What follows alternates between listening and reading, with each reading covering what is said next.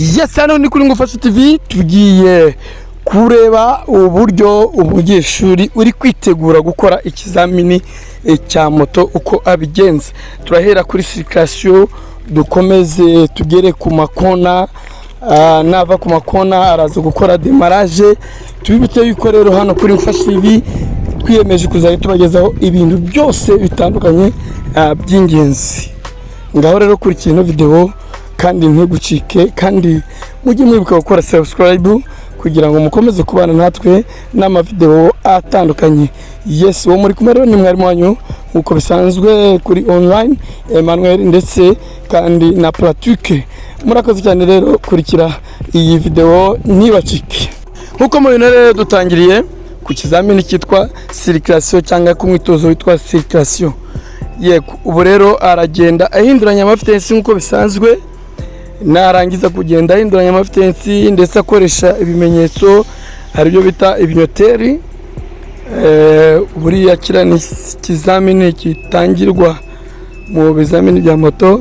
Ahangaha rero baba bamuhagaritse, mara kumuhagarika akagenda bamuhagurutsa, ari kugera ku musozo w'iki kizamini uyu mwitozo. Yes, ubu rero ahangaha tubona ageze, bagiye kumubwira akuremo vitensi ya nyuma abasigaje. Katurebe, agiye gukuramo rero iyo vitensi. Amara kwikuramo azamura amaboko agaragaza ko nta vitensi irimo, ahita akomeza ku kintu kizamini gikurikira. Uyu mwitozo wa kabiri rero icyo agiye gukora ni ukunyura mu makona, cyo bita guhunga inzitizi. Aragenda rero akatira ari amakona mubona. Tubibutse yuko ari amakona abafite mezire zingana na metero 1 na santimetero 60, abagomba kugenda adakandagiye hasi kandi ntagonge na rimwe cyangwa se ngahagarare hagati na hagati mu ikona.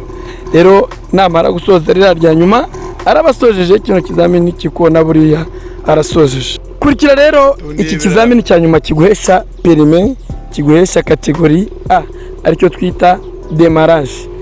Aha rero ni handi ruba ruzingiye, ushobora kuyibura cyangwa se ukayibona bitewe n'uburyo witwaye.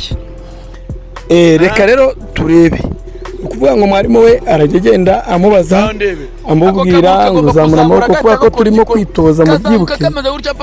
Turimo kwitoza, turashaka kugera tugenda tumunyurishamo kugira ngo nawe udukurikirana kuri Ngufasha TV, kugira ngo nawe urebe ese ikosa ari gukora ni irihe, ese mwarimu ari kumukosora gute, ibintu nk'ibyo.